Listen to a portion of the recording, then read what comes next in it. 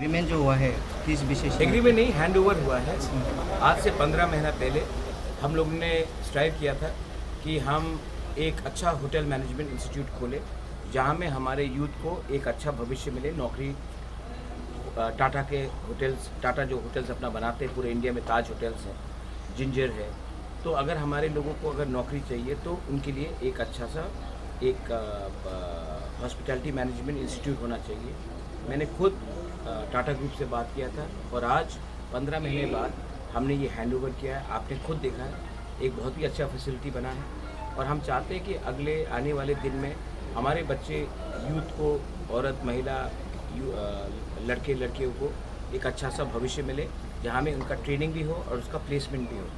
और मैं अपने तरफ से 10 महिला और 10 यूथ को अपने पॉकेट से मैं उनको स्कॉलरशिप भी दूंगा।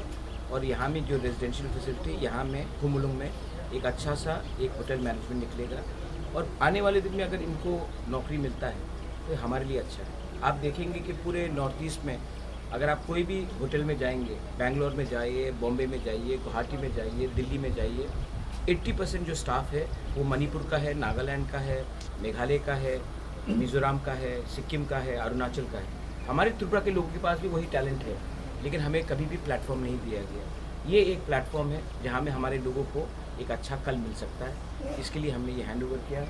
और टाटा स्ट्राइव एक वर्ल्ड रिनाउंड इंस्टीट्यूट है। टाटा होटल्स, IACL होटल एक वर्ल्ड फेमस होटल है और यहाँ से जो भी पास होकर सर्टिफिकेट कोर्स लेकर जाएगा उनका नौकरी मिलना ज़्यादा संभव है। और टाटा ने खुद भी कहा है कि वो प्लेसमेंट भी देंगे हमारे लोगों को।